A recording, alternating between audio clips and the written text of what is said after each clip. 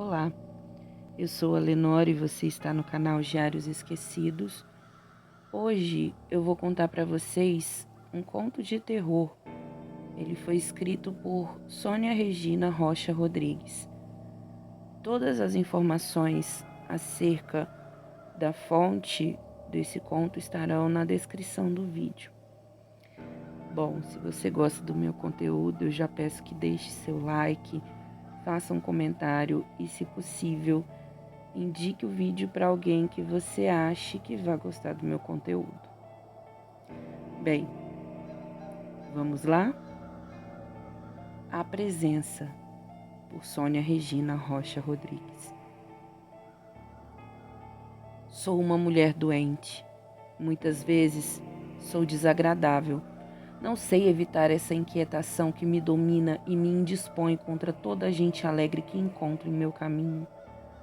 Olhar indiferentemente, ou mesmo com alegria a felicidade alheia, para quem dela se sabe privado para sempre, é um desafio.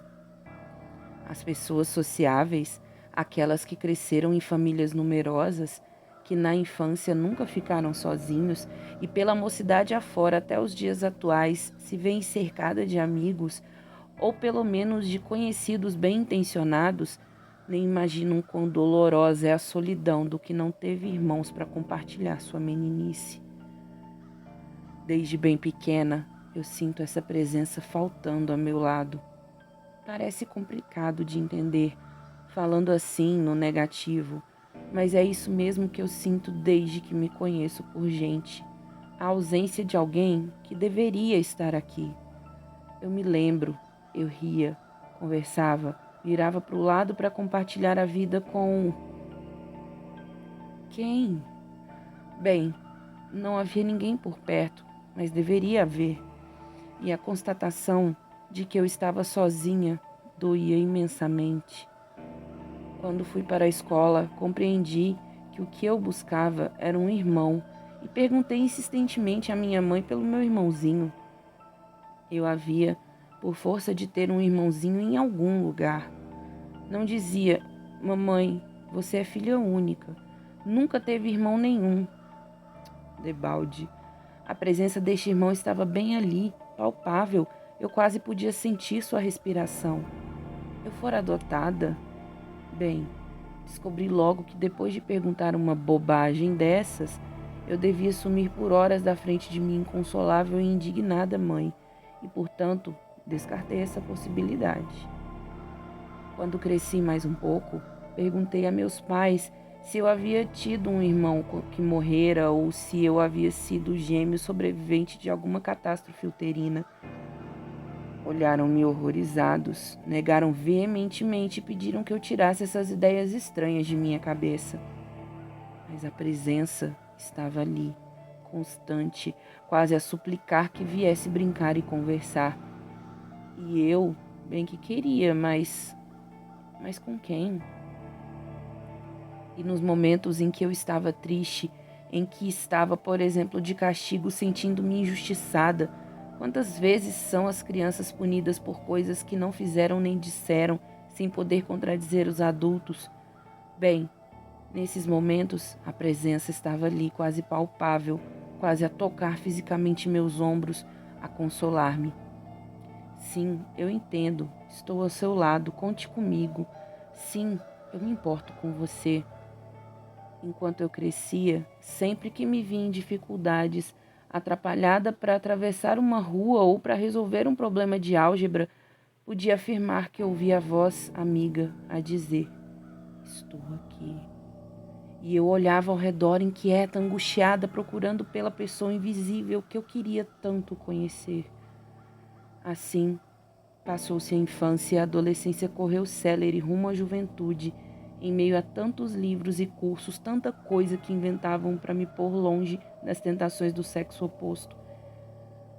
Como se as danças e os risos pudessem engravidar ou estragar uma mulher.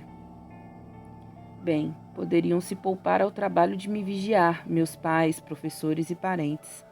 Eu, tão sozinha, tão desagradável, tão inepta no trato social, tão apavorada com os comportamentos de namoro dos quais não entendia nada, que preferia me trancar horas e horas em meu quarto, a escutar sinfonias, óperas, ler os clássicos, enfim, tornar-me dia a dia mais esquisita do que me julgavam os de minha idade.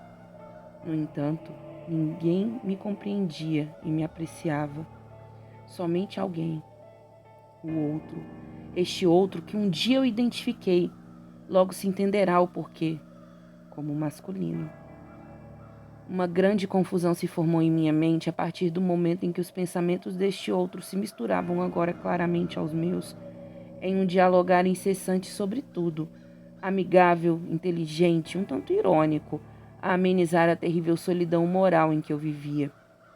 Sua voz estava sempre presente e me confundia com ideias e observações masculinas que me faziam por vezes corar. Olha, a tua amiga Maria, tão bela.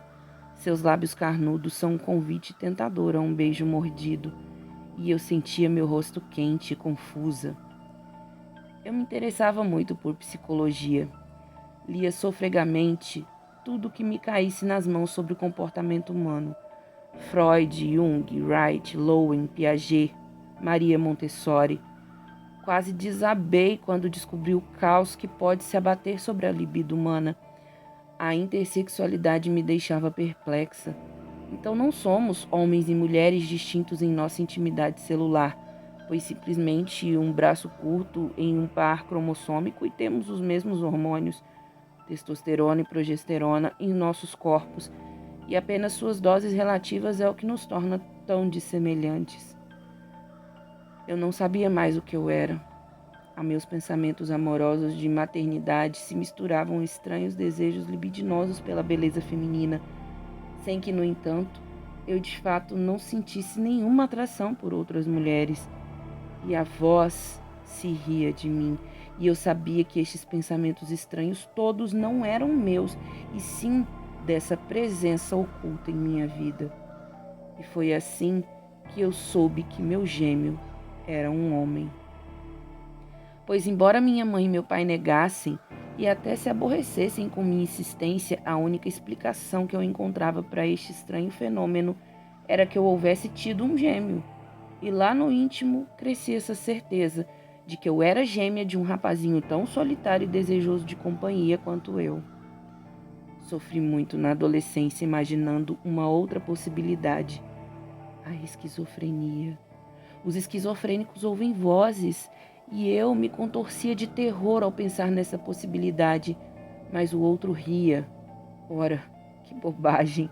Eu estou aqui e me importo e sinto um bocado a sua falta. E eu li. As vozes esquizofrênicas, todas, têm lá suas intenções ocultas, mandam as pessoas matarem, mentirem, fugirem. A minha voz, a voz da presença, não era delirante. Era uma voz tranquila, que simplesmente estava ali e me chamava a conversar para matar a solidão.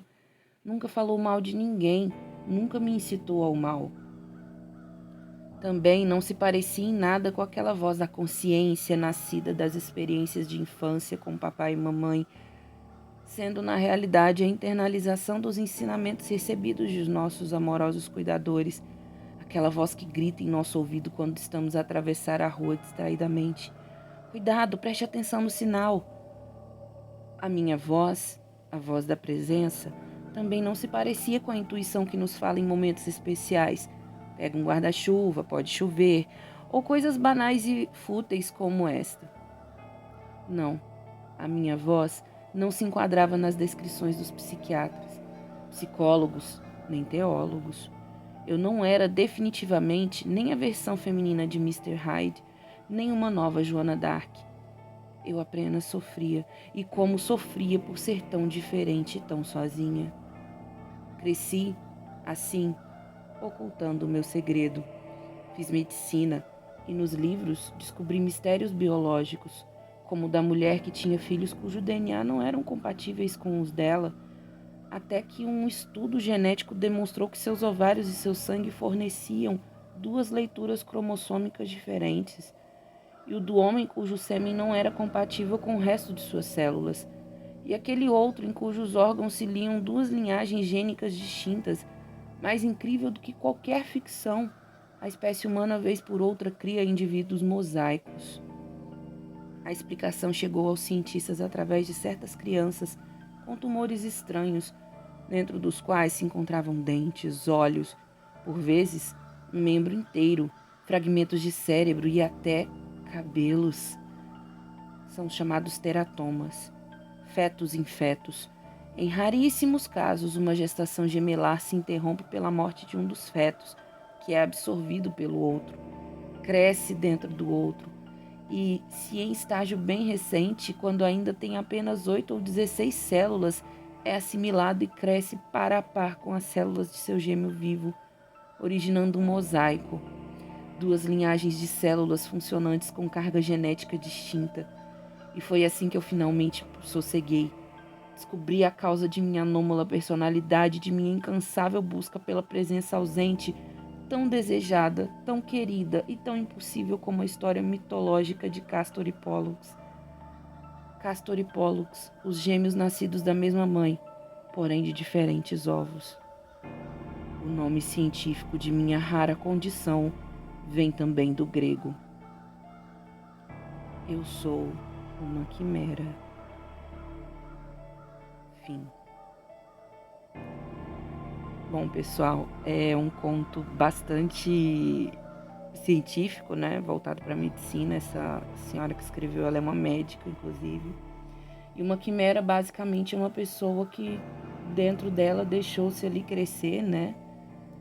Quando da evolução uterina deixou ali crescer um gêmeo, né? E o gêmeo muitas vezes está dentro dessa pessoa e ela não sabe por anos. Tem muitas fotos na internet, é bem feio mesmo. Se vocês quiserem procurar, pode procurar, mas é bem feio. E é isso, né? Espero que vocês tenham gostado, um conto diferente, espero trazer coisas diferentes pra cá. Um beijo, obrigada e tchau, tchau.